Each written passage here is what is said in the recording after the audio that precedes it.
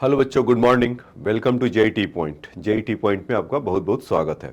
अभी तक हमने सर्कुलर मोशन में बेसिक कॉन्सेप्ट समझा है कि सर्कुलर मोशन होता क्या था, जो मैंने आपको पिछले लेक्चर में डिटेल में समझाया था। उसके बाद एंगुलर वर्ड कैसे आता है, उसका क्या मतलब है। तो अब तक हमने angular displacement, angular velocity, angular acceleration, इनके बारे में समझा था।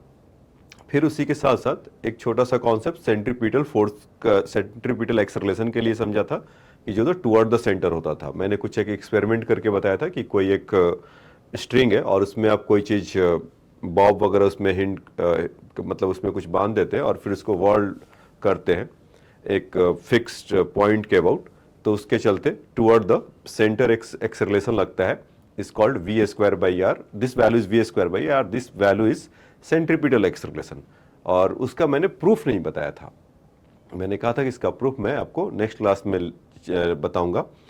तो ये चीज़ें हमने अब तक के क्लासेस में कवर कर रखे थे। तो आ जाइए उस चीज़ को और समझते हैं कि सेंट्रीपिटल एक्सेलरेशन होता क्या है, या रेडियल एक्सेलरेशन क्या होता है, नॉर्मल एक्सेलरेशन क्या होता है। मैंने बताया था कि इन तीनों का, इन centripetal acceleration v square by r, या रेडियल एक्सेलरेशन या नॉर्मल एक्सेलरेशन, तीनों एक ही चीज़ है।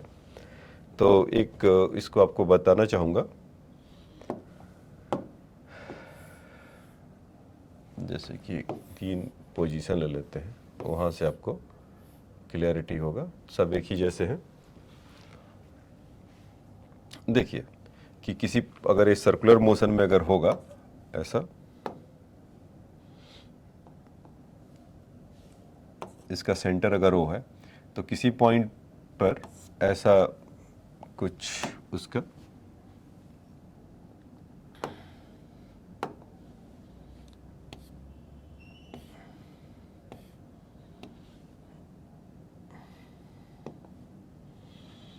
तो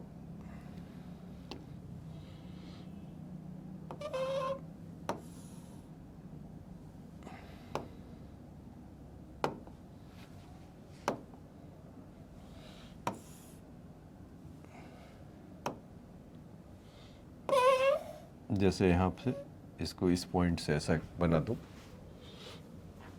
कि इस पॉइंट P पर उसका वेलोसिटी का डायरेक्शन कैसा होगा, इससे VP, और उसका सेंटर O है और ऐसे घूम रहा होगा। तो ये चीज़ आपको समझ में आया। जैसे मान लीजिए कि मैं क्या कहना चाह रहा हूँ कि कोई अगर सर्कुलर प्लेट है, अगर वो गोल गोल घूम रहा है, तो आप उसके पहले से कोई चीज़ अगर मतलब सर्कुलर प्लेट जैसा है और कोई कोई गोल चीज़ घूम रहा है, तो उस पर रखी हुई चीज़ें कहाँ जाएंगी, बाहर की तरफ जाती हैं। या आप जैसे कि आप वैसे समझ लीजिए जैसे मिक्सी है, तो मिक्सी में चीज़ें आप जब उसको ग्राइंड करते हैं तो देखते हैं ना कि उसके चारों तरफ वॉल पे जाके वो चिपक जाती है। मतलब उसका टेंडेंसी क्या है कि whenever you put something over the moving circular plate, so एक बाहर की तरफ फोर्स लगता है, मतलब बाहर की तरफ तो जाता है और साथ से जब वो निकलता है तो टेंजेंशियली निकलता है। ये चीज़ आप अब बरसात के टाइम पे देख सकते हैं कि टायर के कांटेक्ट में जो वाटर आता है तो कैसे निकलता है, टेंजेंशियली भागता है। तो वैसे ही इस सर्कुलर मोशन में एक मान लीजिए कि ये सिचुएशन ऐसा है और एक गोल गोल घूम रहा है सेंटर O के, तो इस पॉइंट P का क्या होगा वेलोसिटी, इस पॉइंट इसका इसी डायरेक्शन में इस तरफ से होगा। ठीक। अच्छा, अभी मान लीजिए कि दो पॉइंट अगर ले लेते हैं, जैसे कि यहाँ से एक पॉइंट P था ऐसे, जो अभी ये बनाए थे, और एक दूसरा अगर ले ऐसा, तो उस Q के लिए होगा, से इसको अगर P वही मानते, Q के लिए ऐसा होगा, और ये भी सेंटर से होगा। तो जब O से P आ रहा होगा तो कुछ एंगल भी डिस्टेंस, मतलब कि P Q आर्क होगा, तो कुछ एंगल भी वो कर रहा होगा। तो सपोज करिए कि ये बहुत क्लोज हो जाए P और Q। जैसे मान लीजिए कि वेलोसिटी ऑफ P है, वेलोसिटी ऑफ Q है, तो उस केस में कि अगर आप इसको ऐसा समझ लीजिए कि ये वेलोसिटी P है और वेलोसिटी Q है, अगर बहुत क्लोज हो जाए, इसी पॉइंट पर सपोज दोनों आ जाए, मैं ऐसा इसलिए बोल रहा हूँ कि सपोज कि ये P से Q आ रहा है और एंगल थीटा है, और बहुत कम टाइम अगर हो तो डेल्टा T होगा कम समय में, तो ये डेल्टा थीटा हो जाएगा। अगर मैं इसको यहाँ से ऐसा दिखा दूँ कि P और Q, ये उल्टा क्यों बन जा रहा है बार बार, P और Q आपको कुछ देर में इधर ऐसा दिखाई देंगे, या Q और P ऐसा दिखाई देंगे। तो उस समय उस केस के लिए बताया जा रहा है कि जो एंगल होगा या यहाँ का तो बहुत क्लोज होगा, या ऑलमोस्ट ये दोनों एक दूसरे के पैरेलल हो जाएंगे। वहाँ पर देख रहे हैं जो इनका डिफरेंस होगा वेलोसिटी का, डेल्टा वी, ऐसा वेक्टर से कह सकते हैं। तो जो डेल्टा वी होगा वही टुवर्ड द सेंटर होगा, सॉरी टुवर्ड द, हाँ सेंटर ही मान लीजिए, और वही एक्सेलरेशन का आपका होगा। तो हम कह सकते हैं कि वीपी और वी क्यू 2 पॉइंट पर अगर ले रहे हैं तो उसका डिफरेंस में अगर डेल्टा टी टेंड टू 0 है तो उस केस में डेल्टा थीटा भी बहुत कम होगा, डेल्टा थीटा टेंड टू 0 होगा। तो उस केस में जो P और Q का जो डिफरेंसेस है वो कुछ डेल्टा V होगा, और डेल्टा V का वैल्यू का डायरेक्शन आप देखिए, अगर वहाँ पर करने की कोशिश करेंगे तो टुवर्ड द सेंटर की तरफ मिलेगा। तो जो डेल्टा V का चेंज इन वेलोसिटी का होगा वही क्या होगा आपको एक्सेलरेशन के लिए डायरेक्शन होगा। हम जानते हैं ही ना कि change in velocity is equal to acceleration. तो जो चेंज इन वेलोसिटी के लिए होगा वही आपका एक्सेलरेशन का डायरेक्शन होगा। तो हम यहाँ से कह सकते हैं कि एक्सेलरेशन जो सेंट्रीपिटल एक्सेलरेशन होता है टुवर्ड द सेंटर हमेशा होता है। ठीक है बच्चों, ये चीज होगा। तो अब ये देखिए कि अगर यहाँ से change in velocity delta we है और वीपी और वी क्यू का मैग्नीट्यूड, मतलब अगर यूनिफॉर्म सर्कुलर मोशन में जा रहा है, मैं अभी आ रहा हूँ उस पर भी, यूनिफॉर्म सर्कुलर मोशन है, सपोज वी वी, इन दोनों का मैग्नीट्यूड सेम है। तो हमने पढ़ा था ना कि arc equal to radius into theta. ठीक, तो इसमें क्या कर सकते हैं कि कॉन्सेप्ट वही उठाते हैं कि चेंज ऑफ आर्क का मतलब यहाँ पर चेंज इन वेलोसिटी हो रहा होगा, तो उसको डेल्टा वी कह लेते हैं, और इसका वी मान लेते हैं, और यहाँ से थीटा ऐसे ले लेते हैं। तो एक्सेलरेशन जो होगा वो क्या होता है, delta we over delta T, ऐसा। तो उस समय आप इसको थीटा को डेल्टा थीटा बोल सकते हैं। तो यहाँ से v in delta theta upon delta t हो जाएगा, है ना। तो delta theta by delta t का वैल्यू क्या होता है, ओमेगा। तो v इंटू ओमेगा, तो एक्सेलरेशन का वैल्यू कितना आ गया, v इंटू ओमेगा।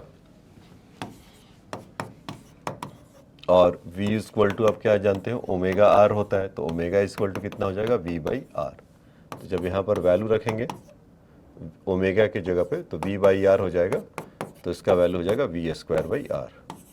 तो ये सेंट्रीपिटल एक्सेलरेशन है बच्चों, जो आपको कहा था कि इसका नेक्स्ट एक्सप्लेनेशन नेक्स्ट लेक्चर में दूंगा। तो acceleration, centripetal acceleration v square by r हुआ, जो कि टुवर्ड द सेंटर होता है। ठीक है, तो ये चीज़ तो तब के लिए है, या मतलब कि जब, हाँ, कि जब भी आप सर्कुलर मोशन में जाएंगे, आपको याद होगा कि लॉज ऑफ, अगर न्यूटन्स फर्स्ट लॉ की बात करें तो उसके अंदर क्या था कि जब तक आप किसी पर एक्सटर्नल फोर्स नहीं लगाएंगे तब तक उसका क्या होगा, उसका डायरेक्शन या उसके मैग्नीट्यूड, मतलब उसका जो इनर्शिया है वो चेंज नहीं करेगा। तो अगर कोई चीज सर्कुलर मोशन में स्ट्रेट लाइन अगर मोशन हो रहा है और अचानक से उसको ऐसे फोर्स लगा दे तो क्या होगा, तो ऐसा मूव करेगा, यही होगा ना। तो यहाँ से इसके दो कंपोनेंट अगर देखें आप, अगर मूव कराने वाला, जैसे मान लीजिए कि ये थीटा एंगल पे लगाया कोई फोर्स, और पहले ऐसे मूव कर रहा था स्ट्रेट लाइन में, तो इसका ये वाला कंपोनेंट एफ साइन थीटा होगा और इधर का एफ कॉस थीटा होगा। या थीटा आप किधर से भी लेते हैं तो उस पर डिपेंड करता है। तो यहाँ पर एक फोर्स लग रहा है ना टुवर्ड द सेंटर, और एक टेंजेंशियली फोर्स लग रहा है। तो यहाँ पर यानी कि दो फोर्स लग रहा है, तो मस्ट भी उसका सेकंड लॉ क्या बोलेगा, एक्सेलरेशन होगा। एक्सटर्नल फोर्स लग रहा है तो यहाँ पर दो तरह के एक्सेलरेशन होते हैं, एक सेंट्रीपिटल एक्सेलरेशन जो मैंने आपको मैग्नीट्यूड में बताया, और दूसरा टेंजेंशियल एक्सेलरेशन जो आप सिंपल लीनियर इक्वेशन के लिए जानते हैं। तो कोई भी सर्कुलर मोशन होगा तो ये दो चीजें होंगे, सेंट्रीपिटल एक्सेलरेशन होगा, टेंजेंशियल एक्सेलरेशन होगा। मैंने क्या बोला बच्चों, ध्यान से सुनिएगा, कोई भी सर्कुलर मोशन होगा तो ये दोनों होंगे, दोनों हो सकते हैं या कोई एक हो सकता है। तो क्या कि टेंजेंशियल तो जानते हैं, टेंजेंशियल का मतलब क्या, कि मतलब लीनियर वाला। कोई अगर सर्कुलर मोशन अगर ऐसे चल रहा है और उसके टेंजेंट पे देखिए एटी इस तरह का, तो उसका टेंजेंशियल होगा, और ये इसका सेंटर के टुवर्ड्स, यहाँ पर उसका रेडियल कह लीजिए या सेंट्रीपिटल एक्सेलरेशन कह लीजिए, जो अभी अभी देखा वी स्क्वायर बाई आर। अगर वो वी वेलोसिटी से जा रहा होगा तो ये दो चीजें तो होंगे। तो इस पे भी एक कंडीशन है बच्चों कि सेंट्रीपिटल एक्सेलरेशन कब होगा खाली, और टेंजेंशियल तो खाली कब, टेंजेंशियल खाली कब होगा, तो लीनियर मोशन हो गया। जब दोनों प्रेजेंट होंगे तो क्या होगा, तो आइए उस बात को समझते हैं। तो यहां पर एक टॉपिक आता है uniform circular motion. Uniform circular motion. Uniform circular motion का मतलब एकदम परफेक्ट सर्कल, इस तरह का परफेक्ट सर्कल, एकदम परफेक्ट सर्कल दिखाई दे रहा है ना। तो इसके लिए यहां पर सेंटर सपोज O है और इसका रेडियस R है, ठीक है, और इसमें v वेलोसिटी से ऐसे जा रहा है। तो जो सेंट्रीपिटल एक्सेलरेशन का जो वैल्यू होगा वो क्या होगा, v²/r ऐसा होगा। तो यूनिफॉर्म सर्कुलर मोशन में आप जैसा जानते हैं कि मतलब उसका रेडियस फिक्स रहे, रेडियस मूव ना करे, और वेलोसिटी जो है कांस्टेंट रहे, वेलोसिटी कांस्टेंट रहे। तो कांस्टेंट रहे, तो कांस्टेंट को थोड़ा अच्छे से लिख लिया जाए।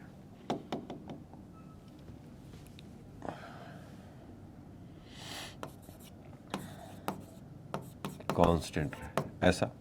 तो ये कैसे पॉसिबल है कि वेलोसिटी कांस्टेंट रहे और उसमें एक्सेलरेट करे। तो बहुत बार बताया हूं बच्चों, जिन्होंने नहीं देखा है अभी समझ लीजिए इसको। थोड़ा सा इसका विड्थ मोटा कर देते हैं, कुछ इस तरह का होगा क्या, ऐसा। यहाँ पर इसका डायरेक्शन वेलोसिटी का हमेशा टेंजेंशियली लेते हैं, तो इसका डायरेक्शन कीप चेंज कर रहा है, तो इसके चलते वो एक्सेलरेट करेगा कि वेलोसिटी जैसे अपवर्ड है और यहाँ पर इस पॉइंट P पे अपवर्ड है और यहाँ पर Q पॉइंट पे डाउनवर्ड है।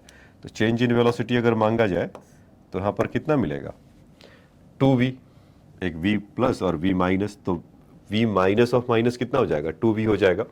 तो यहाँ इसके चलते आप कह सकते हैं कि एक्सेलरेट कर रहा है।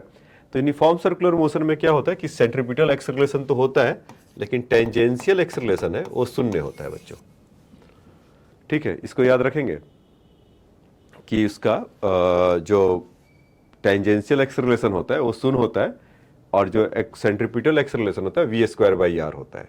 तो ये खासियत है यूनिफॉर्म सर्कुलर मोशन के बारे में कि जब रेडियस उसका फिक्स रहेगा, रेडियस चेंज नहीं करेगा, v²/r केवल रहेगा। अब आइए इसका दूसरा पार्ट देख लेते हैं, non uniform circular motion. Non uniform circular motion, इसके अंदर क्या है बच्चों, नॉन यूनिफॉर्म सर्कुलर मोशन में कि इस तरह का, sorry, non uniform circular motion वाला भी तो होगा, इस तरह का, ये आपको दिखाई पड़ रहा है, मतलब कि इलिप्टिकल शेप में हो।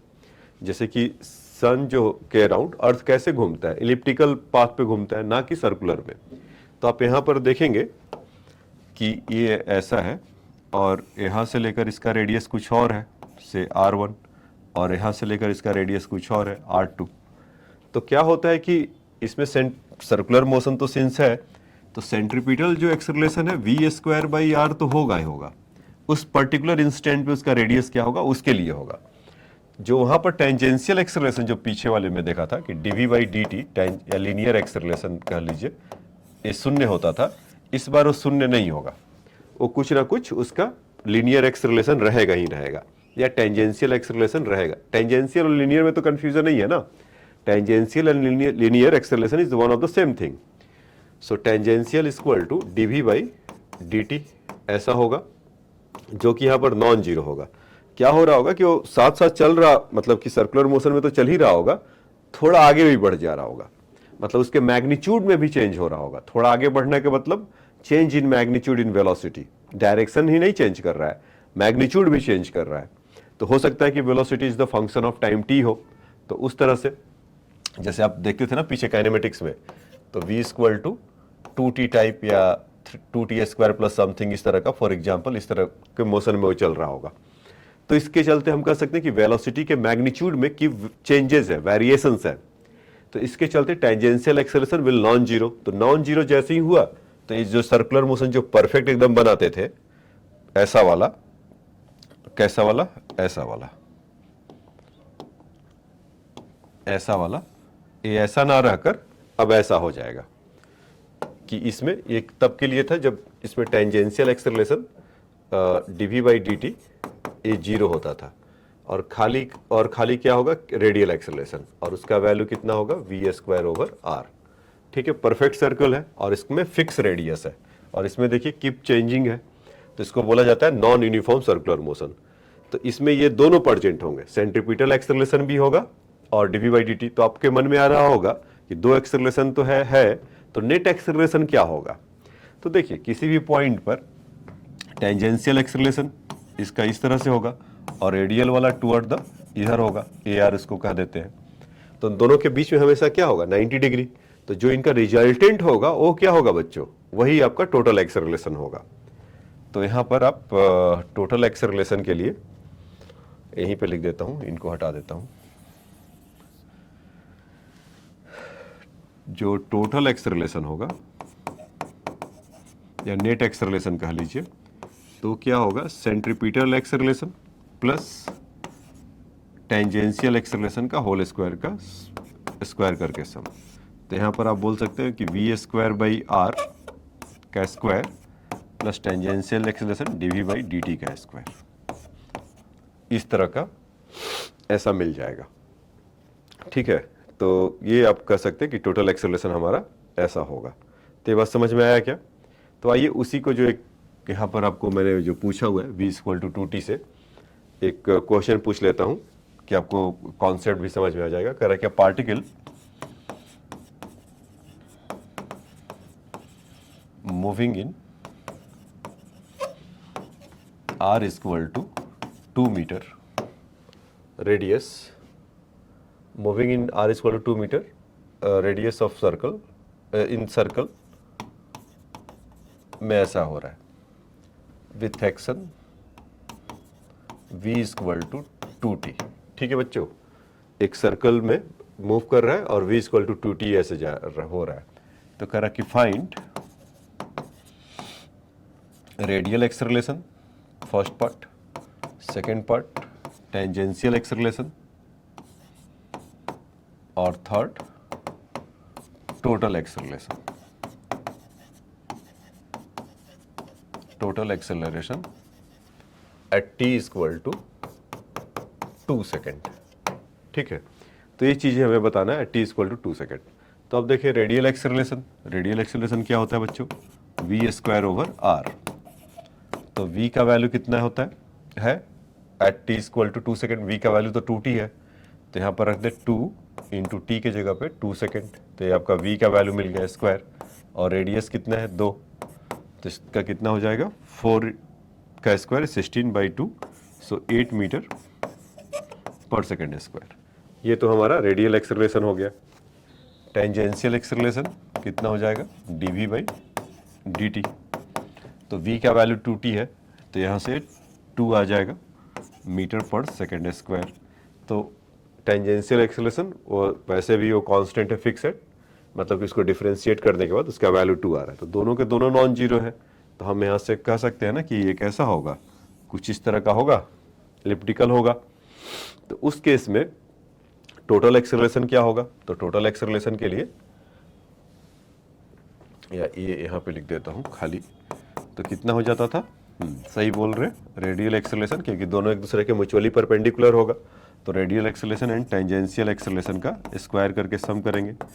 तो रेडियल एक्सेलरेशन कितना हो गया 8 का स्क्वायर, और टेंजेंशियल एक्सेलरेशन कितना हो गया 2 का स्क्वायर। तो ये हो गया 68 root 68 metre per second square. ठीक है, तो ये हमारा ये आपका एक छोटा सा कॉन्सेप्ट था, तो आपको बता दिया। अभी और क्वेश्चन करेंगे। तो अभी तक इतने पर कॉन्सेप्ट वाइज हम अपने आप को इतने पे ही रिस्ट्रिक्ट रखते हैं। आगे का कॉन्सेप्ट डायनेमिक्स की तरफ चला जाएगा। तो देखिए आपने सीखा क्या, एक बार ब्रीफ कर देता हूं कि पिछले क्लासेस में आपने ये सीखा था कि arc equal to theta into r, ये एंगुलर मतलब कि displacement equal to angular displacement into r, और इसी कॉन्सेप्ट का यूज करके अभी सेंट्रीपिटल को निकाला था।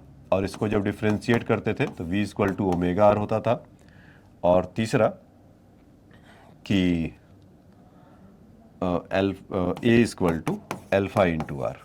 ठीक है, साथ ही साथ अभी देखा centripetal acceleration is your v square over r और ओमेगा स्क्वायर इंटू आर, ये देखा ये चीज़। और साथ ही साथ आपने ये मतलब डिस्कवर किया कि अगर नॉन यूनिफॉर्म सर्कुलर मोशन है, ये केवल किसके लिए है, यूनिफॉर्म सर्कुलर मोशन के लिए है, यूनिफॉर्म सर्कुलर मोशन के लिए। और जब यहाँ से टेंजेंशियल के लिए देखेंगे तो d v by d t था, और दोनों के अगर प्रेजेंट अगर होते हैं तो ये नॉन यूनिफॉर्म सर्कुलर मोशन के लिए ये दोनों हो जाएंगे। जब खाली ये रहेगा मीन्स तो यूनिफॉर्म है, जब ये दोनों रहेंगे तो non uniform circular motion.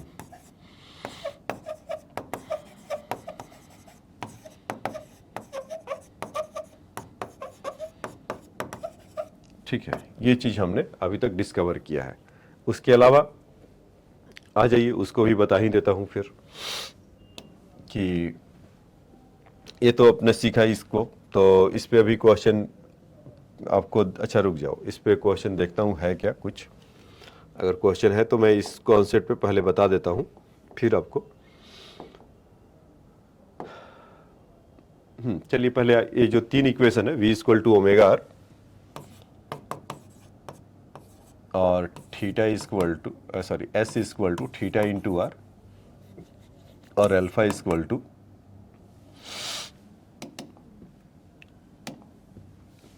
A equal to alpha into r, ये तीन चीज़ें पर ही है। और सेंट्रीपिटल एक्सेलरेशन इस सेक्शन में यही मिलेगा। What is the angular velocity of the second hand and minute hand of the clock, ये पूछा जा रहा है हमसे कि सेकेंड हैंड और मिनट हैंड क्लॉक का उसका एंगुलर वेलोसिटी क्या होगा। तो करते क्या है कि हम जैसे आपको वॉच में पता होगा कि आपका वॉच है तो यहाँ पर 12 और 6 ऐसा होता है, तो सेकेंड हैंड बहुत जो फास्ट भागती है तो कितने देर में वो अपना एक चक्कर काट लेता है, 1 मिनट में, 60 सेकेंड में सेकेंड हैंड। तो उसका एंगुलर वेलोसिटी क्या होगा बच्चों, एंगुलर वेलोसिटी के लिए, और एक चक्कर वो काटता है, एंगुलर वेलोसिटी के लिए आपको ये भी बताया था 2 pi by t, omega equal to 2 pi by t. तो 2 पाई टाइम इसका कितना है 60 सेकेंड, तो इसको 6.28 अपॉन 60 करेंगे तो कुछ 0.1 रैड के आसपास आएगा। क्योंकि मैं डायरेक्ट यहाँ से कर रहा हूँ, बाकी कैलकुलेशन आपको अपना करना होगा तो कर सकते हैं डिटेल में, मुझे ये आपको कॉन्सेप्ट सिखाना था। तो 0.1 रेड पर सेकेंड होगा। फिर दूसरा क्या है कि मिनट हैंड के लिए, तो उस समय का एंगुलर वेलोसिटी कितना होगा, 2 पाई तो तब भी है, और मिनट हैंड के लिए कितना हो जाएगा 3600। तो फिर से उसको अगर 60 से डिवाइड करेंगे आप तो 0.00 मतलब सेम यही आएगा ना, और मतलब 6.28 है तो 60 है, और एक बार 60 से डिवाइड कर देंगे तो कुछ यही बनेगा। तो 0.01/6 इसको अगर देखिए 0.001 ऐसा मिलेगा, तो ये भी होगा रेड पर सेकेंड खाली। तो ये मिनट हैंड और उसके लिए सेकेंड हैंड का एंगुलर वेलोसिटी क्या होगा, तो ये ऐसा मिला आपको। अब देखिए नेक्स्ट क्वेश्चन कह रहा है कि body of mass 0.4 kg, a body of mass 0.4 kg whirled in the horizontal circle of radius 2 meter with the constant speed of 10 meter per second. Calculate its angular speed, frequency of revolution, time period and centripetal acceleration. तो देखिए इसमें सब कुछ हमें given है। इसमें radius कितना है बच्चों, r इक्वल टू 2 मीटर और constant speed v equal to 10 metre per second ऐसा। तो एंगुलर स्पीड मांगा जा रहा है पहला, तो एंगुलर स्पीड क्या होता है omega equal to v by r हम लिख सकते हैं ना, क्योंकि v इक्वल टू क्या होता था ओमेगा आर ऐसा। तो v का वैल्यू कितना है 10 मीटर पर सेकेंड, तो यहाँ से 10 हो गया, और उसका रेडियस है 2, तो इसमें कितना आ गया 5 रेड पर सेकेंड। एक तो ये मिल गया आपको। दूसरा पार्ट क्या बोल रहा है, फ्रीक्वेंसी। तो ओमेगा इक्वल टू क्या होता था, 2 पाई एफ ऐसा। तो एफ इक्वल टू कितना हो जाएगा, ओमेगा ओवर 2 पाई।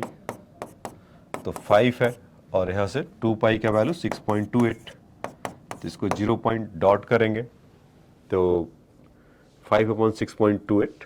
तो अगर 6 ही रहता तो कितना अच्छा होता, 0.9 बोल देते या 6.28 रहता तो मान लेते 0.8 तक होगा पर सेकेंड। एग्जैक्ट आंसर तो नहीं होगा, जितना भी आएगा 5/6.28, तो आप उसका वैल्यू वहाँ से लिख सकते हैं। टाइम पीरियड, तो टी इक्वल टू कितना होता है, 1/f।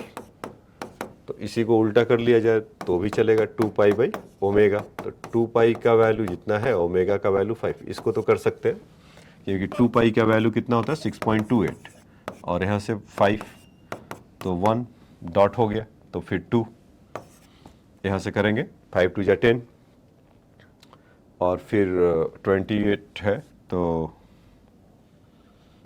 कितना हुआ है, 62 28 5 1.25 के आसपास ऐसा मिलेगा। तो ये तो बहुत गेटिंग पुटिंग टाइप क्वेश्चंस है। फिर उसके बाद देखिए कि सेंट्रीपिटल एक्सेलरेशन। तो सेंट्रीपिटल एक्सेलरेशन कितना हो जाएगा बच्चों, v² r। तो v का वैल्यू कितना है, 100।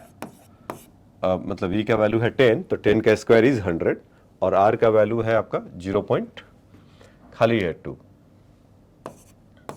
तो कितना हो जाएगा, 50 मीटर पर सेकेंड स्क्वायर। तो ये सब फटाफट केवल फार्मूला में आपको, अगर आपको पता है फार्मूला में आप पुट करिए और आंसर अपना घर लेते जाइए। ठीक है, नेक्स्ट देखिए, a circular wheel of the 0.5 metre is moving with the speed of 10 metre per second, find the angular speed. तो और भी आसान बातें मिला है।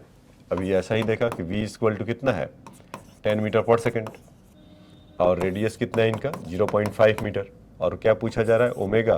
तो omega equal to v over r। तो 10/0.5 कितना हो जाएगा बच्चों, 1/2, तो 20 रेड पर सेकेंड ऐसा।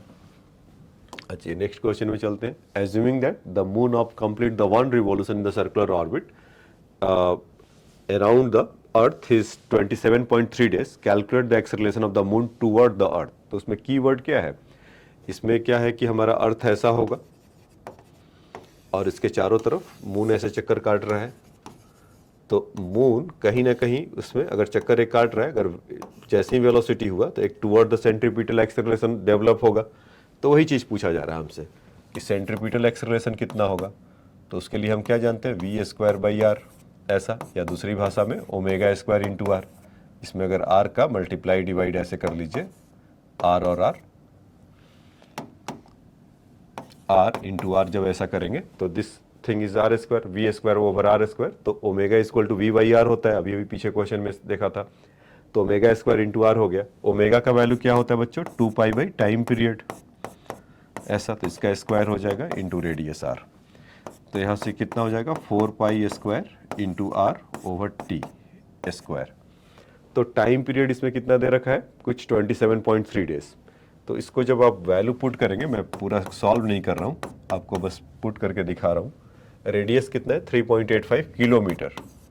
3.85 इंटू 10⁵ है किलोमीटर। तो 10⁵ बिकम 10⁵ ऐसा, क्योंकि किलोमीटर को मीटर में चेंज करना जरूरी है।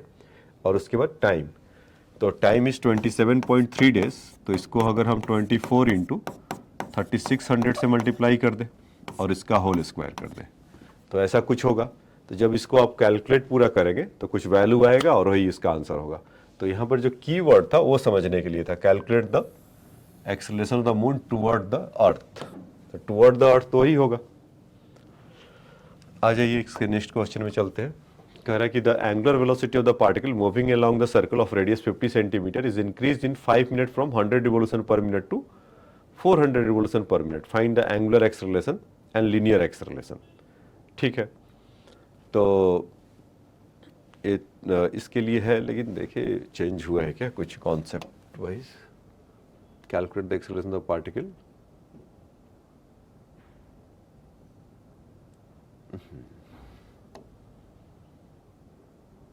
चेंज कर दिया हुआ है, थोड़ा मिक्सअप भी कर दिया है कॉन्सेप्ट।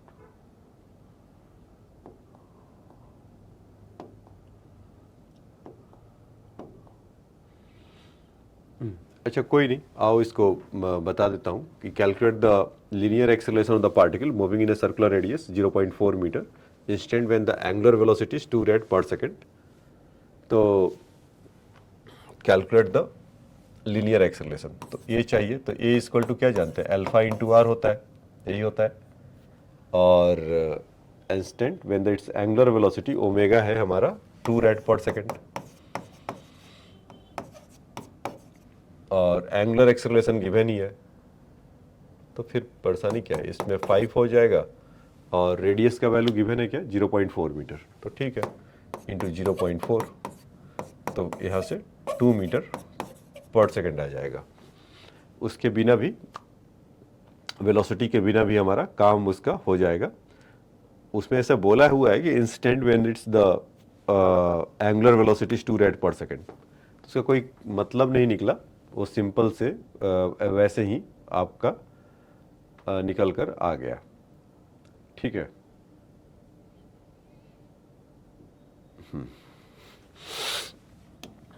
हाँ एक ये था क्वेश्चन इसके पीछे कि angular velocity of the particle moving along the circle of radius 50 centimetre is increased in 5 minute from 100 revolution per minute to 400 revolution per minute. तो देखो बच्चों, यहाँ से आप काइनेमेटिक्स के लिए अब आ जाएंगे कि मतलब कुछ उसके एंगुलर वेलोसिटी में चेंजेस हो रहा है, तब क्या होगा। जैसे कि यहाँ पर आपको अब देखे थे v equal to u plus a t होता है, s equal to u t plus half a t square होता है, और v square equal to u square plus 2as होता है, इस तरह का। तो इस तरह का, तो यहाँ से क्या होता है कि v के जगह पर ओमेगा को ला कर रखते हैं और u के जगह पे omega not. Omega naught is your, जैसे इनिशियल स्पीड u होता था, तो वैसे ही आपका ओमेगा नॉट क्या होगा, इनिशियल एंगुलर वेलोसिटी होगा। ए की जगह पे अल्फा कर देंगे और t, theta omega naught t plus 1/2 alpha t square होगा, और यहाँ से omega square equal to omega naught square plus 2 alpha theta, ऐसा। तो अगर आप इंटरेस्टेड हैं कि इसको कैसे निकाला जाता है, तो फटाफट आपको मैं बता देता हूँ। वैसे ही क्या होता है कि थ्रू आउट द मोशन, इस सर्कुलर मोशन में जैसे आप लीनियर एक्सेलरेशन वाले में क्या देखते थे, ए का वैल्यू कांस्टेंट होता था, तो वैसे ही क्या होगा कि अल्फा का वैल्यू यहाँ पर कांस्टेंट होगा। Suppose this angular acceleration is constant, तो एंगुलर एक्सेलरेशन क्या होता था, d omega by d t equal to your alpha. तो d omega equal to alpha into d t, ऐसा। इसको अगर इंटीग्रेट करें टी इक्वल टू 0 पर, अभी जैसे देखे थे ना, ओमेगा नॉट था इनिशियल वाला, और any time T equal two is omega है, तो डी ओमेगा का इंटीग्रेशन कितना हो जाएगा, ओमेगा खाली ओमेगा नॉट ओमेगा और अल्फा टी माइनस 0। तो इसका जब upper limit minus lower limit करेंगे, omega minus omega not equal to alpha into t, तो ओमेगा का वैल्यू कितना हो गया, omega not plus alpha t. ऐसा फर्स्ट इक्वेशन मिल गया ना बच्चों, यही यूज कर रहे थे। तो एग्जैक्टली वैसा था, आपको अगर याद होगा तो वहां पर हमने क्या किया था, dv by d t equal to a, और फिर इसको क्रॉस मतलब किया था और फिर इसको इंटीग्रेट कर दिए थे, तो हमें मिल गया था। ठीक है, अब उसी को अगर आपको दूसरा वाला अगर इक्वेशन चाहिए, तो ओमेगा इक्वल टू आपके पास omega not plus alpha t है, तो इसको डी ओमेगा को क्या लिख सकते हैं, D theta by d T. ये अभी बताया था पिछले क्लासेस में कि थीटा को डिफरेंशिएट करते हैं विथ रिस्पेक्ट टू टाइम है, तो ओमेगा मिलता है, ओमेगा को डिफरेंशिएट करेंगे विथ रिस्पेक्ट टू टाइम तो अल्फा मिलता है। सेम रीजन, सेम मतलब वही वैसा ही सीक्वेंस यहाँ भी चल रहा है जो आपको काइनेमेटिक्स में लीनियर वाले के लिए देखा था। तो यहाँ से omega not plus alpha t, तो d theta equal to omega not plus alpha t into d t, ऐसा। तो इसको अगर इंटीग्रेट करेंगे यहाँ से इन दोनों चीज़ों को, तो जैसे कि इसमें लिमिट भी डाल सकते हैं कि t इक्वल टू 0 पर उसका कोई डिस्प्लेसमेंट नहीं है, 0 है, एंगुलर डिस्प्लेसमेंट नहीं है, मतलब कोई डिस्प्लेसमेंट का नहीं है तो, और एट एनी टाइम t के लिए उसका थीटा है। तो डी थीटा का इंटीग्रेशन करेंगे तो क्या होगा बच्चों, थीटा, अपर लिमिट माइनस लोअर लिमिट करेंगे तो थीटा माइनस 0 इस थीटा ही आएगा। ओमेगा नॉट खाली कांस्टेंट है, तो ओमेगा नॉट का इंटीग्रेशन कितना हो जाएगा, omega naught t with respect to time. Alpha t का इंटीग्रेशन करेंगे तो अल्फा टी स्क्वायर ओवर 2 ऐसा, और फिर आप टी का वैल्यू टी रखिएगा और 0 का वैल्यू रखेंगे तो 0 मिलेगा। तो दूसरा वाला इक्वेशन आपको मिल गया ये चीज। अब देखिए कि तीसरा इक्वेशन अगर हमें लाना है तो तीसरा इक्वेशन में हमें क्या चाहिए होता था, तीसरा इक्वेशन में हमें ये लाना है omega square equal to omega naught square plus 2 alpha theta. तो ये भी आपको जो alpha equal to d omega by d t है वहीं से मिलेगा। यहाँ पर थोड़ा सा ट्विस्ट करना है आपको, केवल क्या करेंगे कि अल्फा डी ओमेगा एक डी थीटा का मल्टीप्लाई और ऐसे कर लीजिए, ऐसे कर सकते हैं, डी थीटा सेम ही चीज़ है, थोड़ा सा रीअरेंज करके लिख लिया। तो d theta by d T आप जानते थे क्या होता है, ओमेगा, तो यहाँ से डी ओमेगा इंटू ओमेगा लिख सकते हैं क्या, D theta by d T को ओमेगा और इसको डी ओमेगा और इसको अल्फा इंटू डी थीटा ऐसे लिख लेंगे। अब इसको इंटीग्रेट करेंगे, अल्फा सिंस कांस्टेंट है, थीटा इक्वल टू 0 पर कोई उस समय ओमेगा नॉट होगा।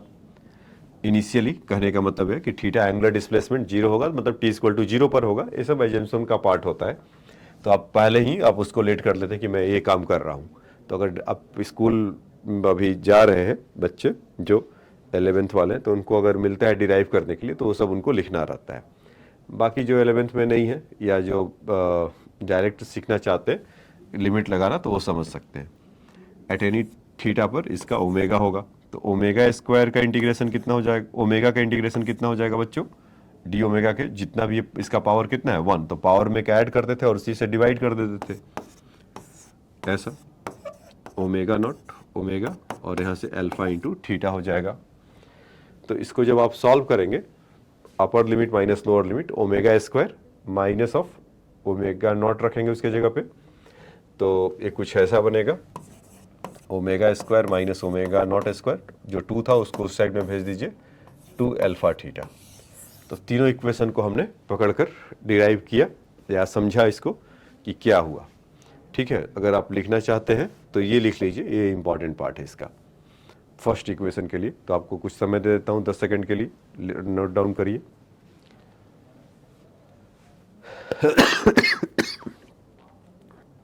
ठीक है, इसको लिख लिया। अब उसके बाद इसको लिख लीजिए,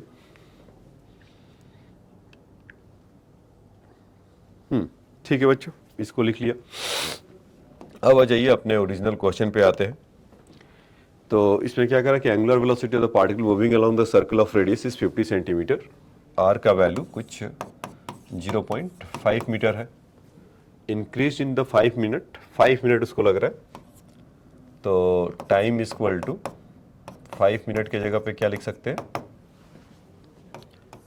5 इंटू 60, 300 सेकेंड ना,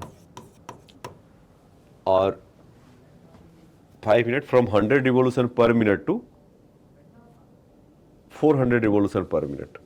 सो एंगुलर एक्सेलरेशन क्या होगा और लीनियर एक्सेलरेशन क्या होगा। ठीक है, तो अगर omega equal to omega not plus alpha t को याद करें तो इसमें क्या है कि इसका रिवोल्यूशन पर मिनट दे रखा है, ना कि वो रेडियन पर मिनट दे रखा है, मतलब आरपीएस में दे रखा है, बेसिकली शुद्ध रूप से फ्रीक्वेंसी दे रखा है।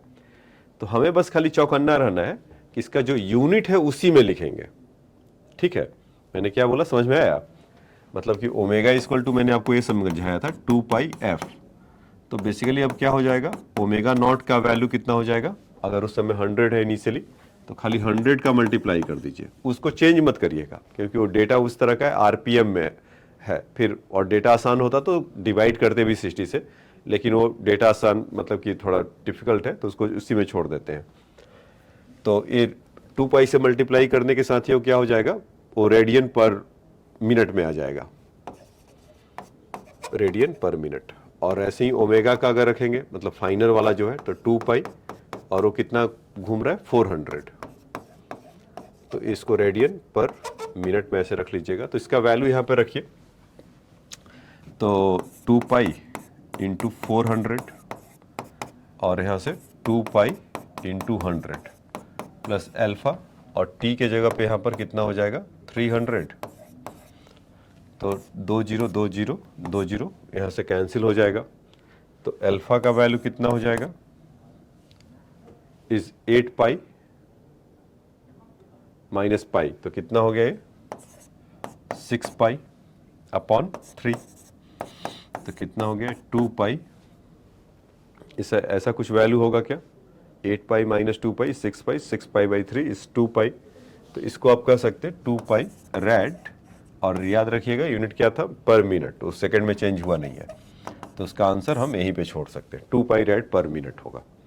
ठीक है, अब जहाँ तक उसका सवाल है मतलब दूसरे वाले का कि अल्फा का वैल्यू ए है, तो लीनियर एक्सेलरेशन क्या होगा, तो ए इक्वल टू अल्फा आर आपको याद होगा, तो अल्फा के जगह पे अल्फा रख दीजिए, कितना है वो 2 पाई रेड पर सेकेंड, और रेडियस का वैल्यू कितना है बच्चों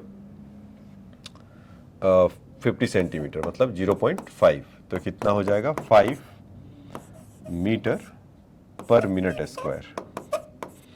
तो हम आंसर भी उसी भाषा में दे दिए जैसा क्वेश्चन में उसमें था।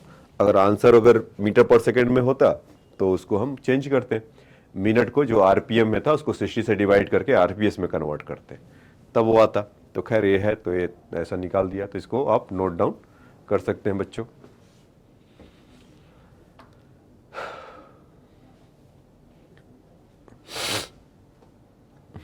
आ जाइए नेक्स्ट में चलते हैं। ये तो आपको सिखा ही रहा था इसके बारे में 6 7 के grind stone has the constant acceleration of 4 radian per second. ठीक है, स्टार्टिंग फ्रॉम रेस्ट, तो स्टार्टिंग फ्रॉम रेस्ट तो ओमेगा नॉट का वैल्यू हो गया 0 है ना, और constant acceleration A grind stone has the constant acceleration 4 rad per second square होना चाहिए ना। Starting from rest calculate the angular speed of the after 2.5 second. तो सिंपल है, इसका आंसर भी दिया हुआ है ऐसे तो अल्फा का वैल्यू ये दिया रखा है आपको 4 रेड पर सेकेंड स्क्वायर, तो omega equal to omega not plus alpha t. Omega naught तो कर रहा है स्टार्टिंग फ्रॉम रेस्ट 0 है 4, और टाइम इसका वैल्यू कितना दे रखा है 2.5, तो बहुत सिंपल दे दिया 4 into 2.5 equal to 10 red per second. ऐसा देखिए तो बच्चों 4 रेड पर सेकेंड, तो ये सिंपल सा था, तो इसको नोट डाउन कर लीजिए। तो फर्स्ट इक्वेशन को यूज करते हुए ऐसा बताया है। अब देखिए next, the speed of the motor increase from 600 RPM to 1200 RPM in 20 second. What is the angular acceleration and how many revolution does it during this time. तो ठीक है, यहाँ पर डेटा ठीक है, आसान है। तो इसको पहले क्या करते हैं कि F1 का वैल्यू कितना है आपका 600 आरपीएम रिवॉल्यूशन पर मिनट, तो इसको अगर डिवाइड करेंगे आप 60 से तो कितना हो जाएगा 10 आरपीएस रिवॉल्यूशन पर सेकेंड। F2 का वैल्यू कितना है 1200 आरपीएम, तो इसको 60 से डिवाइड करेंगे तो कितना हो जाएगा इस 20 आरपीएस ऐसा। तो और वहां से पूछ रहा what is the angular acceleration, so omega is equal to क्या होता है omega not plus alpha t. तो ओमेगा का वैल्यू कितना हो जाएगा फाइनली 20 आरपीएस हो रहा है, यहां से देखो ये ओमेगा नॉट है बच्चों, ओमेगा नॉट का वैल्यू कितना हो जाएगा 2 पाई इंटू F1, तो ये वैल्यू हो गया 2 पाई इंटू 10, तो 20 पाई आ गया रेड पर सेकेंड। और यहाँ से जो ओमेगा का वैल्यू देखेंगे तो 2 पाई F2, तो 20 नॉट यहाँ पर 20 बिकॉज की 20 इंटू 2 है ना, तो 40 हो जाएगा ये 40 पाई रेड पर सेकेंड। अब इसमें इसका वैल्यू पुट कर दीजिए 40 पाई रेड और यहाँ से 20 पाई प्लस अल्फा टी, उसको कितना लगा ऐसा होने में 20 सेकेंड। तो अल्फा का वैल्यू कितना हो जाएगा इज द 20 पाई अपॉन 20, तो पाई आ जाएगा रेड पर सेकेंड स्क्वायर ऐसा। ठीक है, तो ये चीज अल्फा का वैल्यू आ गया। अब वो पूछ रहा है कि कितना वो रिवॉल्यूशन लगाया है, वो हमें निकालना है। ठीक है, तो एक काम करते हैं, अल्फा तो हमें मिल गया है, तो कितना चक्कर काटा है, मतलब एक तरह से हमें पूछ रहा है कि एंगुलर आपका डिस्प्लेसमेंट कितना है यहां से।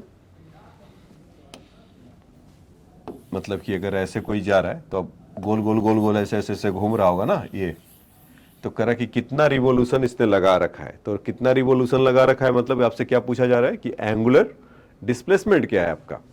तो एंगुलर डिस्प्लेसमेंट के लिए सेकंड इक्वेशन को याद करेंगे, तो थीटा इक्वल टू कितना होगा omega naught t plus 1/2 alpha t square, यही। तो ओमेगा नॉट टी कितना था बच्चों, इस 20 पाई था सर, यहां से 20 पाई था ओमेगा नॉट, और टाइम इतने टाइम में बोल रहा है कितना रिवॉल्यूशन लगा है। तो टाइम है 20 और यह 20 पाई, और अल्फा का वैल्यू अभी अभी लाए थे इस पाई रेड पर सेकेंड। तो यहां से हो जाएगा 10 pi t is 20 plus 1/2 alpha is pi, और टाइम है आपका 20 का स्क्वायर। तो सब कुछ करने पे कितना हो जाएगा 400 पाई। ठीक है, और यहाँ से कितना हो गया प्लस 200 पाई, 400/2 200 पाई, तो टोटल कितना हो गया 600 पाई ऐसा। तो नंबर ऑफ रिवॉल्यूशन कितना हो जाएगा, उसमें यही पूछा था कि नंबर ऑफ रिवॉल्यूशन बताओ। तो नंबर ऑफ रिवॉल्यूशन के लिए क्या करेंगे, एक चक्कर में आप कितना घूमते हैं 2 पाई 360 डिग्री। तो number of revolution become is 600 pi upon 2 pi, then you will get 300 चक्कर काटेगा वो, 300 रिवॉल्यूशन वो लगाएगा इतने टाइम में। तो आपका आंसर भी देखेंगे तो उसका आंसर भी मेंशन कुछ किया है, पाई रेड पर सेकेंड स्क्वायर है, और यहाँ से 300 रिवॉल्यूशन वो ऐसा लगाएगा। ठीक है बच्चों, अब आ जाइए एग्जाम्पल 1 क्या कर रहा है देखते हैं। आइए क्वेश्चन में, क्योंकि सारा ज्ञान तो हमने ले ही लिया है, अब हमें क्वेश्चन लगाना है केवल। कह रहा है कि on the application of the constant torque a wheel is turn from rest through the 400 radian in 4 second. मतलब टॉर्क एक तरह का ऐसा समझ लो कि रोटेशनल फोर्स जैसे होता है, जैसे कि फोर्स हम कहीं पे लगाते हैं ना, एक झट ऐसे करते हैं तो कोई चीज मोशन में लीनियरली चलने लगता है, तो वैसे ही आप कोई फोर्स अगर लगाते हैं तो उसके चलते कोई रोटेट करने लगता है, is called torque. Basically torque is r cross F होता है। तो जब सर रोटेशनल पढ़ाऊंगा तब आपको बताएंगे और डिटेल में। तो अभी के लिए देखते हैं कि on the application of the constant torque a wheel is turn from the rest through the 400 radian in 10 second. मतलब थीटा चल रहा है 400 रेड, और टाइम कितना बोल रखा है 10 सेकेंड में। ठीक है, फ्रॉम रेस्ट, तो फाइंड एंगुलर एक्सेलरेशन, तो बहुत आसान काम है। थीटा इक्वल टू क्या होता था बच्चों, omega T plus 1/2 alpha t square. तो ये पार्ट तो गए जीरो की तरफ क्योंकि रेस्ट से जा रहा है। इसमें कितना है 400 रेड, तो 1/2 अल्फा। अल्फा का वैल्यू कितना आ गया, अल्फा का वैल्यू निकालना ही है। ठीक है, और टाइम इसका कितना है 10 सेकेंड, तो 10 का स्क्वायर कर लीजिए। तो 10 का square is 100, this thing is going to from here. तो अल्फा का वैल्यू कितना हो गया 8 रेड पर सेकेंड स्क्वायर, ऐसा कुछ हो जाएगा क्या, देखिए 8 रेड पर सेकेंड स्क्वायर। फिर उसके बाद पूछा with the same torque continuous to act what will be the angular velocity of the wheel after the 20 second from the start. तो हमारे पास अल्फा है ही है और 20 सेकेंड तक लग रहा है, तो अब उससे अच्छी बात क्या होना चाहिए, omega equal to omega not plus alpha t. ऐसा कर सकते हैं क्या, ये 0 है, अल्फा इज 8 और 20 सेकेंड तक है। तो कुछ देर मतलब 20 सेकेंड के बाद इसका 16 रेड पर सेकंड के स्पीड से रिवॉल्व करने लगेगा। ये बात समझ में आया? ये आया तो इसको आप राइट डाउन कर सकते हैं, आपको इसमें सीखने के लिए मिलेगा, मतलब कैसे इक्वेशन जो काइनेमेटिक्स रोटेशनल या सर्कुलर मोशन का जो काइनेमेटिक्स वाला पार्ट है ये इसमें लग रहा होगा। ठीक है, अब देखिए इसमें नेक्स्ट क्वेश्चन कह रहा कि angular speed of the motor wheel is increase from 1200 RPM to 3120 RPM in 16 second. तो पूछा जा रहा what is the angular acceleration assuming the acceleration be uniform and how many revolution take place. और ये NCERT का question है तो और हॉट हो जाता है आने के लिए आपके एग्जाम्स में। तो आसान क्वेश्चंस में, मुश्किल वाले में नहीं, मेंस में आपको ये सब ऐसा क्वेश्चन मिल जाएगा। तो सबसे पहले क्या करता है इसका कि F1 का जो वैल्यू होगा फ्रीक्वेंसी 1200 अपॉन 60 तो इक्वल टू 0 से 0 गया और यहाँ से कितना गया 20 RPS हो गया। और F2 का वैल्यू कितना है 3120 अपॉन 60, इसको भी कर लेते हैं तो कुछ आएगा 52 RPS। तो यहाँ से कितना हो जाएगा ओमेगा नॉट और ये हो जाएगा आपका ओमेगा। तो ओमेगा नॉट का वैल्यू कितना हो गया 2 पाई इंटू 20 तो कितना हो गया 40 पाई रेड पर सेकेंड। और इसके लिए अगर आप 52 को 2 पाई से मल्टीप्लाई करेंगे तो 104 पाई रेड पर सेकेंड ऐसा मिल जाएगा। ठीक है, तो अब उसके बाद कह रहा है कि what is the angular acceleration. तो ओमेगा इक्वल टू कितना होता है omega not plus alpha t. तो उसमें अल्फा का वैल्यू कितना हो जाएगा omega minus omega not by T. जैसा आप एकदम डिटो वैसा ही चल रहा है। आप देखेंगे v1 minus v2 minus v1 upon time taken जो एक्सेलरेशन के लिए होता था तो वही काम यहाँ भी लगा रहे हैं। तो आप इसका डिफरेंस ले लीजिए 104 pi minus 40 pi, this become how much is the 60 plus 4 64 पाई। और टाइम कितना लगा ऐसा होने में 16 सेकेंड लगा। तो देखो डेटा भी साथ दे रहा है 4 पाई रेड पर सेकेंड स्क्वायर, ऐसा कह सकते हैं क्या? बिल्कुल कह सकते हैं। अब पूछ रहा है how many revolution does the wheel make the during this time. तो आपके पास अल्फा आ गया तो फिर से पिछले क्वेश्चन का ही रिपीटिशन करा रहा है। तो उसमें जैसे हम थीटा पूछ रहा है तो थीटा का वैल्यू क्या होता था omega naught t plus 1/2 alpha t square. Omega naught T कितना था 40 था बच्चों 40 पाई, एक बार चेक कर ले नहीं तो फिर गड़बड़ आएगा, 40 पाई ही था। और इसका तो 4 पाई आया ही। और कितने सेकंड में पूछा है 10 सेकंड में 16 सेकंड में।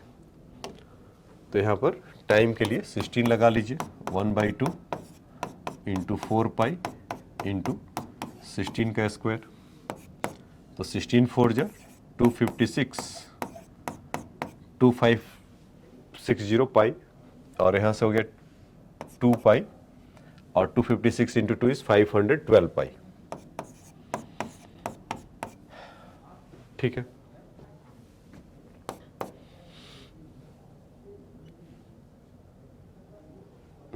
तो इसको आप ऐड कर लीजिए तो यहाँ से कितना हो गया 2 7 0 8 है इतना ज़्यादा 0 3 ना 3072 ऐसा मिलेगा बच्चों। पाई इतना रेडियन है तो नंबर ऑफ रिवॉल्यूशन मांगा है क्या कि रेडियन मांगा है? How many revolution. Okay, so how many revolution number of revolution को एन से सपोज दिखा रहे तो कितना हो जाएगा 3072 पाई ओवर यहाँ से 2 पाई को डिवाइड कर लें, पाई से पाई गया तो यहाँ से कितना हो गया 1536 रिवॉल्यूशन वो बनाएगा। ठीक है बच्चों, तो ये तो आपका है इस पार्ट का आंसर। तो आप चाहें तो इसको नोट डाउन कर सकते हैं।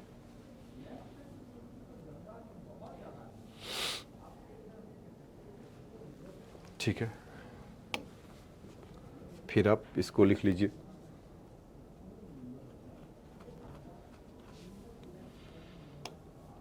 अब आ जाइए नेक्स्ट क्वेश्चन में चलते हैं।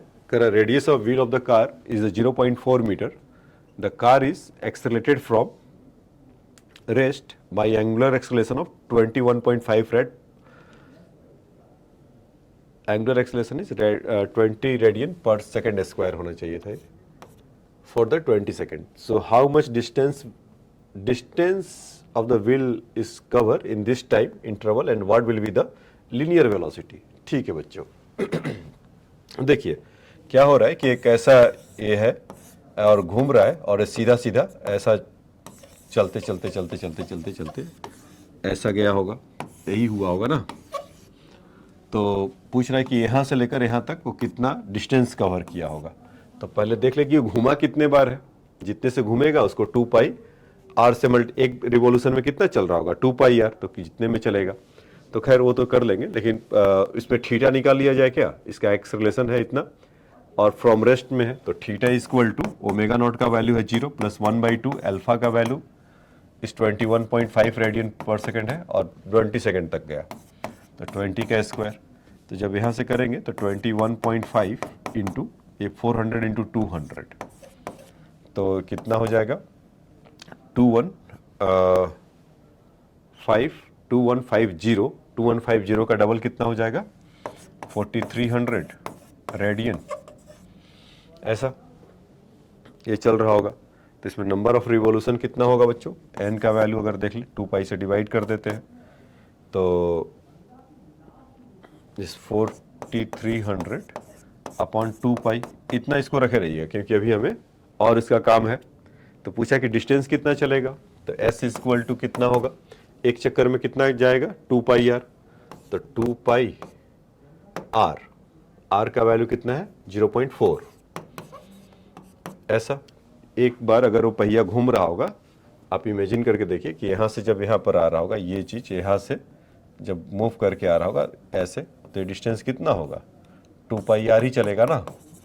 तो इतने चक्कर के लिए कितना होगा, तो मल्टीप्लाई बाई दिस चक्कर, दिस रिवॉल्यूशन 4300 ओवर 2 पाई। तो इसीलिए बोला था कि इसको अभी कट मत करना, ये काम कर जाएगा। तो 2 पाई कैंसिल हो गया क्या, तो क्या बचा आपके पास 4300 इंटू 0.4, तो यहाँ से करेंगे तो 430 हो जाएगा इंटू 4, तो यहाँ से 0, तो 720 मीटर ये कुछ डिस्टेंस ट्रेवल करेगा बच्चों।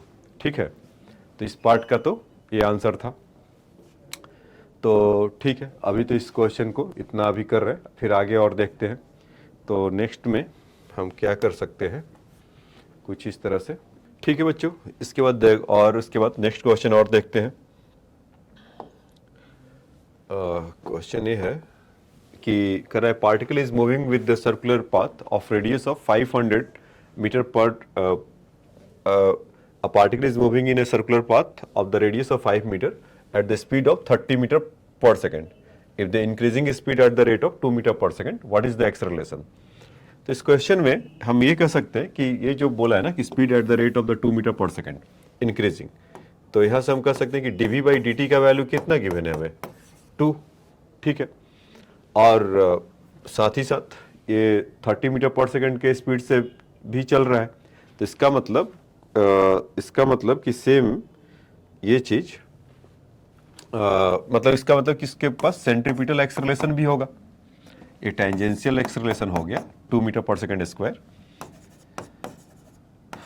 तो सेंट्रीपिटल एक्सेलरेशन कितना होगा बच्चों v स्क्वायर बाई आर, तो इसका वैल्यू v का वैल्यू कितना था 30, तो 30 का स्क्वायर इस 30 इंटू 30 और रेडियस कितना था इस 500, तो दोनों जीरोज यहाँ से हटा दीजिए, तो 9/5 मीटर पर सेकेंड स्क्वायर आ जाएगा। तो इसका अगर हमें एक्सेलरेशन खाली पूछा है, इस क्वेश्चन में क्या बोला है कि find the what is the acceleration, तो एक्सेलरेशन इस केस में कितना हो जाएगा equal to centripetal acceleration plus tangential acceleration का स्क्वायर करके सम कर देंगे। तो सेंट्रीपिटल एक्सेलरेशन कितना आया था 9/5 का स्क्वायर प्लस टेंजेंशियल एक्सेलरेशन कितना था 2 का स्क्वायर, तो 9/5 का स्क्वायर इज 81/25, 81/25 हो जाएगा प्लस 4, तो इसको करेंगे तो 181/25, तो उसके बाद तो कैलकुलेशन है 181 का वैल्यू कितना हो जाएगा, नियरली 13.34 का ऐसा कुछ कह लीजिए, क्योंकि 169 है और उसके बाद 196 है, तो मैंने 13.4 कर दिया है 5, तो इसका वैल्यू अगर देखेंगे तो 2 पॉइंट कि 5 टू जा 10 और उसको नियरली 5 ही ले लीजिए, या 10 करेंगे तो कितना 35.7, ठीक है, तो 2.7 मीटर पर सेकेंड स्क्वायर इसका टोटल एक्सेलरेशन होगा। तो जब भी इस क्वेश्चन में अगर आपको दिया हो कुछ इस तरह का वैल्यू कि इसका increasing at the rate of इतना हो रहा, तो मतलब टेंजेंशियल है, और दूसरा डेटा दे रखा था कि 30 मीटर पर सेकेंड है उस इंस्टेंट पे, तो 500 मीटर पर सेकेंड है इस क्वेश्चन में, तब हमने इसका दोनों का मिक्सअप किया। अब आइए एक और दूसरा काइनेमेटिक्स का क्वेश्चन निकाल कर लाते हैं। कह रहा कि इफ बीटा मतलब कोई सर्कुलर पार्टिकल ऐसा है कि रोटेट कर रहा, beta equal to a into t था, क्या था, अल्फा ए इंटू टी था, तो कह रहा कि हाउ सुन, मतलब एंगुलर एक्सेलरेशन किसी पार्टिकल का है एक्सिस ऑफ रोटेशन के अबाउट ऐसा घूम रहा है, so how soon after the beginning of the rotation will the total acceleration of the ground of the general point on the body form the angle alpha with the velocity vector. तो देखिए, तो इस question को ऐसे समझ लीजिए कि beta equal to a t है, और उसमें क्या बोला है कि किसी पॉइंट पर हमें ये बताना है कि जब उसका एक्सेलरेशन जो होगा यहाँ से कि करें कि form the angle of alpha with the velocity vector, तो जो वेलोसिटी वेक्टर का होगा वो टेंजेंशियल के लिए होगा, है ना, और जनरल एक्सेलरेशन उसके लिए है जो रेडियल वाला होगा। तो मतलब कि एक तरह से यहाँ से tan अल्फा का वैल्यू हमें दे रखा है, ऐसा बोल रहा है कि radial acceleration upon tangential acceleration, इस तरह का हमें बताना है कि ये मोमेंट कब होगा, यही पूछा है ना कि how soon after what time T. तो उसके लिए हमें बीटा इक्वल टू 80 है, ये एंगुलर एक्सेलरेशन है, एंगुलर एक्सेलरेशन। तो टेंजेंशियल एक्सेलरेशन क्या होगा, अल्फा आर होता है, तो रेडियस सपोज आर उसमें है ही, तो इसको 80 रैट कर लेते हैं या 80 आर कर लीजिए, तो टेंजेंशियल एक्सेलरेशन हो गया। अब हमें उसका रेडियल एक्सेलरेशन चाहिए, तो फिर हमें क्या चाहिए होगा, उसका हमें ओमेगा चाहिए होगा, तब वहाँ से हमें v मिलेगा, और तब हमें या ओमेगा स्क्वायर आर, हम मतलब इसके लिए रेडियल के लिए क्या चाहिए होगा आपको, ओमेगा स्क्वायर इंटू आर चाहिए होगा ना, तो इसको अगर हम इसका इंटीग्रेशन करना पड़ेगा, डी बीटा के जगह पे d omega by d t equal to a t होगा, तो डी ओमेगा यहाँ से ए टी है, तो d omega equal to a t into d t, इसको इंटीग्रेट करेंगे तो ओमेगा इक्वल टू कितना हो जाएगा, ए टी स्क्वायर ओवर 2, ऐसा, ठीक है।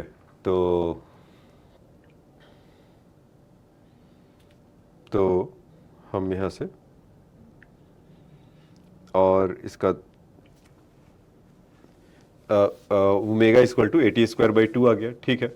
अब हमें क्या इसके बाद करना होगा बच्चों कि बताइए कि हाँ ठीक है, तो ओमेगा स्क्वायर का वैल्यू है, तो सब आप एज्यूम कर सकते हैं, टी इक्वल टू 0 पर ओमेगा 0 होगा और एनी टाइम टी पर ओमेगा होगा, तो 80 स्क्वायर बाई 2। अब इसका वैल्यू अगर रेडियल एक्सेलरेशन अगर चाहिए तो क्या हो जाएगा, ओमेगा स्क्वायर इंटू आर, तो ओमेगा की जगह पे कितना हो जाएगा, a square t raise to the power 4, है ना, अपॉन 4 इंटू आर, इस तरह का। तो हमें वो टाइम चाहिए, तो tan alpha equal to radial acceleration equal to कितना हो जाएगा, फिर वही यही जो निकाल रखे अपॉन टेंजेंशियल से डिवाइड कर दे, तो ये आपका वैल्यू आ जाएगा, रेडियल का value a square t raise to the power 4 upon 4 into r upon tangential acceleration कितना है, ए टी आर, तो ए टी आर कर सकते हैं, तो आर से तो आर गया, ए से एक ये निकल जाएगा, और एक टी से इसका ये T4 है तो टी क्यू हो जाएगा। तो फाइनली हमारे पास क्या बचा, a t cube AT³/4 equal to tan alpha. तो t का वैल्यू कितना आ जाएगा अगर क्रॉस मतलब उसको सॉल्व किया जाए, यहाँ पे ही कर लेते हैं। तो उधर जाएगा 4, तो t³ इक्वल टू हो जाएगा 4 tan अल्फा अपॉन a। तो t इक्वल टू कितना हो जाएगा 4 tan अल्फा अपॉन a का पावर 1/3, ऐसा कुछ मिलेगा। ठीक है, तो ये तो इस पार्ट का क्वेश्चन का आंसर था कि बीटा इक्वल टू 80 इस तरह के फंक्शन से जा रहा है तब क्या होगा। अब आइए इसके नेक्स्ट क्वेश्चन में चलते हैं। हाँ, ये क्वेश्चन और मज़ेदार है। कह रहा है कि एंगुलर रिटार्डेशन, कोई एक बॉडी है और सर्कुलर मोशन में ऐसे मूव कर रहा है जिसका वैल्यू है beta equal to, beta retardation से अगर हो रहा होगा, angular retardation beta equal to k√ω है। तो कह रहा find angular speed, find average angular speed, average omega average चाहिए बच्चों। ये मतलब इरोडोप टाइप क्वेश्चन है सब, तो इस तरह का आपको मिल रहा है। और the body of angular over the whole time the rotation at the initial moment of time t angular velocity was equal to omega. ठीक है, मतलब वो सब कहानी जो होता है ना, उसके लिए लिख रखा है कि beta equal to k times √ω है। तो पूछा है कि जब एवरेज टाइम में एवरेज इसका ओमेगा एवरेज क्या होगा। तो ओमेगा एवरेज निकालने के लिए आपको क्या चाहिए होगा, कितना एंगल चला होगा अपॉन टाइम टी, कितना टाइम लगा होगा। तो ये अभी रिटार्डेशन हो रहा है, मतलब कि जब वो जाके रुकेगा, इस क्वेश्चन के लिए जब वो जाके रुकेगा तब के लिए है। तो यहाँ से अगर आप देखेंगे अभी तो d⍵/dt सिंस से रिटार्डेशन कर रहा है, रिटार्डेशन हो रहा है इसके अंदर, तो इसीलिए माइनस d⍵/dt इक्वल टू चल रहा है ना, हाँ, इक्वल टू k⍵। तो यहाँ से d⍵/ω equal to minus k/dt, इस तरह का कुछ होगा। तो वो कह रहा है कि किसी टाइम t पर जब से था वो वाला टाइम t या इनिशियल 0 पर इसका वैल्यू ω0 है, और वो टाइम चाहिए जब जाकर स्टॉप कर जाए, यही होगा ना। अच्छा, इसमें तो रूट लगा हुआ था, हाँ ठीक है, अब सही है, अब वो सेंस भी बनाएगा। तो जब इसका वैल्यू आप निकालेंगे तो d⍵ का d⍵/ω का इंटीग्रेशन करेंगे तो कितना हो जाएगा बच्चों, ये आपका आ जाएगा कुछ 1, मतलब ओमेगा का पावर कितना है -1/2। तो पावर में कैसा करेंगे, फिर इसके बाद ऐसा करेंगे, यही होगा। और यहाँ से ω0 टू 0 करेंगे और यहाँ से -kT। तो अपर लिमिट माइनस लोअर लिमिट करेंगे और निगेटिव होकर kT वहाँ से निकल के आ जाएगा। तो यहाँ से कितना हो गया 2√ω, यहीं पे लिख देता हूँ 2√, मतलब कि ये वैल्यू जब यहाँ से माइनस यहाँ से हाफ होगा और वहाँ से रूट ऊपर की तरफ हो जाएगा तो 2ω ऐसा आ जाएगा।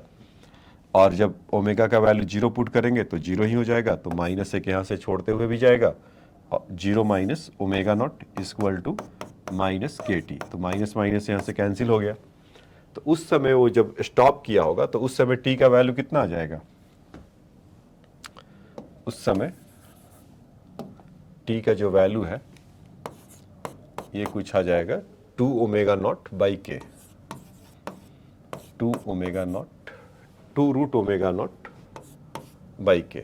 तो ये टाइम हमें याद रखिएगा कि इसी पर ही एवरेज मिलेगा, मतलब कि जब जहाँ से रिटार्डेशन हो रहा होगा तो जब वो रुक रहा होगा, पूछा है कि जब उसका रुक रहा है तो उस समय रुकने पर उसका ड्यूरिंग द होल टाइम में उसका average velocity, average angular velocity क्या होगा।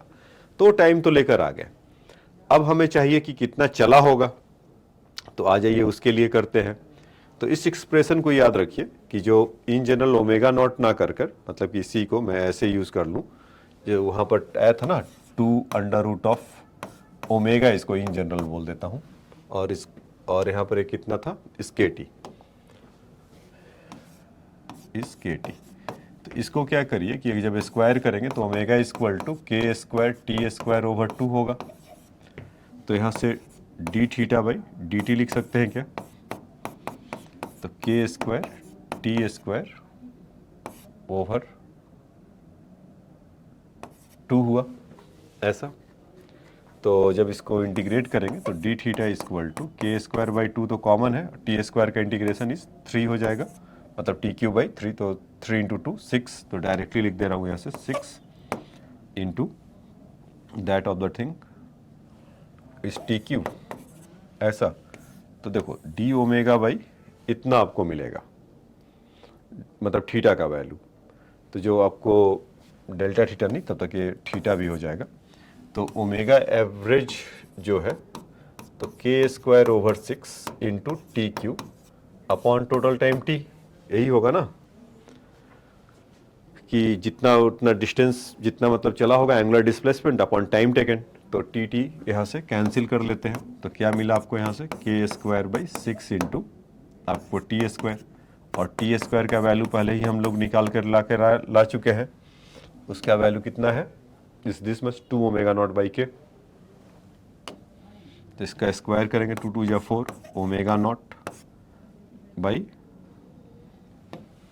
कितना था के, तो के का स्क्वायर। तो यहाँ से आप देखेंगे के स्क्वायर कैंसिल हो जा रहा है, और एक ठीक है वो के स्क्वायर टी स्क्वायर का वैल्यू था 3/6 तो है एक 2 कहीं और मिसिंग है इसका, तब इसका मतलब हाँ देखो यहाँ पे गलती हुआ कि जब भी हमने इसको ओमेगा को किया था स्क्वायर तो के स्क्वायर टी स्क्वायर, तो यहाँ पर 2 का भी तो स्क्वायर होगा ना, तो ये चीज़ आ जाएगा 4। तो ये चीज़ आ जाएगा 4, और यहाँ पर जब किए होंगे तो 4 और 3 तो ये आ जाएगा 12। मतलब यहाँ पर 2 का मल्टीप्लाई कर लीजिए केवल, तो एक 2 का मल्टीप्लाई कर लेते हैं, और तो 2 इक्वल टू ऐसा। तो जब इसको करेंगे तो फाइनल आंसर आ जाएगा ओमेगा नॉट बाई 3 ऐसा। तो एरर था यहाँ पर, उसको ठीक कर लीजिएगा कि ओमेगा नॉट बाई 3। तो वी एवरेज का वैल्यू इसका ये हुआ। ठीक है बच्चों, तो ये क्वेश्चन आपको काफ़ी कॉन्सेप्ट क्लियर करेगा इसके अंदर एंगुलर वाले के लिए। तो इसको आप नोट डाउन कर लीजिए। यहाँ से मैं हट जाता हूँ। रिटार्डेशन हो रहा था, एक सर्कुलर पार्टिकल था और रिटार्डेशन हो रहा था। तो beta equal to minus d omega by d t, और जब उसको रीअरेंज किया, जो कैलकुलस में आपने सीखा होगा कि इसको कैसे उसको सॉल्व करते हैं, तो फिर इस तरह से चला ओमेगा नॉट मतलब टी इक्वल टू, क्योंकि रिटार्डेशन ही हो रहा है तो t equal to 0 at that moment पर, उस समय उसका स्पीड ओमेगा नॉट है, क्वेश्चन में मेंशन है। और एट एनी टाइम टी पर और कितना टाइम लगा होगा कि जब वो फाइनली रेस्ट में आ जाए, क्योंकि रिटार्डेशन था तो निगेटिव साइन ये चल रहा था, निगेटिव होगा, यहाँ पे निगेटिव है तभी वो कैंसिल हुआ। तो उसके बाद आपका ये वैल्यू, अच्छा माइनस साइन उधर शिफ्ट कर दिया था, ठीक है। तब ओमेगा इक्वल टू, और फिर यहाँ पर दूसरा उसका जब थीटा निकालना था तो ओमेगा का वैल्यू निकालकर फिर इसमें वैल्यू पुट कर दिया। ठीक है बच्चों, अब आ जाइए नेक्स्ट क्वेश्चन में चलते हैं। ये कह रहा है कि solid body alpha equal to alpha not, मतलब सॉलिड बॉडी से मतलब है कि सर्कुलर मोशन में ऐसा कर रहा होगा और उसका एंगुलर एक्सेलरेशन अल्फा ऐसा गिवन है। अल्फा नॉट उसका कांस्टेंट है और थीटा इज मतलब कि इनिशियल से वो चल रहा होगा टी इक्वल टू 0 पर, थीटा का वैल्यू 0 है। तो हमसे पूछा जा रहा है कि find angular velocity of the body as the function of the angle theta, angular velocity. तो ठीक है, तो अल्फा का वैल्यू जैसे एंगुलर एक्सेलरेशन ने बोल ही रखा है, तो अल्फा की जगह पे क्या लिख सकते हैं, d omega by d t, और equal to alpha not into cos theta. तो देखो बच्चों, यहाँ पर टी है, यहाँ पर थीटा है। तो अभी अभी जब आपको डिराइव कर रहा था इसमें अभी पीछे, तो वहाँ पर आपको बताया था कि डी थीटा का मल्टीप्लाई डिवाइड कर लीजिए। याद होगा आपको कि जब थर्ड इक्वेशन को सॉल्व कर रहे थे तो d theta by d T ये क्या हो जाएगा आपका, दिस थिंग बिकम ओमेगा। तो इसको लिख लेंगे डी ओमेगा, ठीक है, और थीटा को उधर भेज दीजिए, alpha not cos theta into D theta. ठीक है, अब इसको इंटीग्रेट कर दीजिए। अल्फा नॉट तो कांस्टेंट था, तो ओमेगा इंटू डी ओमेगा का इंटीग्रेशन कितना हो जाएगा बच्चों, ओमेगा स्क्वायर ओवर 2, पावर में एक ऐड करते हैं 2 से डिवाइड करते हैं, equal to alpha cos theta का इंटीग्रेशन कितना हो जाएगा, साइन थीटा, ये अल्फा नॉट ही है बस। तो बाकी वो सब लगाने के लिए थीटा इक्वल टू जब जीरो है तो ये जीरो है, और एट एनी एंगल थीटा पर जा रहा होगा तो ऐसा बनेगा, ठीक है। तो यहाँ पर एक ये प्रॉब्लम, अच्छा साइन के लिए आएगा तो साइन जीरो जीरो ही होता है, तो यहाँ पर इसका ओमेगा रख लीजिए, तो आप omega square minus zero square तो यही बचेगा, और sine theta minus sine zero, अपर लिमिट माइनस लोअर लिमिट, तो ऐसा मिलेगा। तो ओमेगा का जो वैल्यू आएगा ये आपका आ जाएगा 2 अल्फा नॉट साइन थीटा का अंडर रूट, तो ये आपका एंगुलर एक्सेलरेशन का वैल्यू आ गया इस फॉर्म में, ठीक है बच्चों। तो ये तो आज के लेक्चर का द एंड है, यहीं पर आज इसको रोकते हैं। अगली क्लास में जब हम लोग मिलेंगे तो इसमें कुछ क्वेश्चन रह गया है काइनेमेटिक्स का, 2-4 क्वेश्चन, तो अच्छे क्वेश्चन उसको बताते हुए फिर उसके डायनेमिक्स पे चलेंगे, ठीक है। तो नेक्स्ट लेक्चर काफ़ी इंपॉर्टेंट है, तो उसको वॉच करिएगा, और वहाँ पर आपको जो सर्कुलर मोशन का एक्चुअल जो फोर्स किस तरह से लगता है, कोई चीज़ क्यों बेंट होता है वगैरह वगैरह, ये सब हम देखेंगे, ठीक है। तो आज के लेक्चर में बस इतना ही।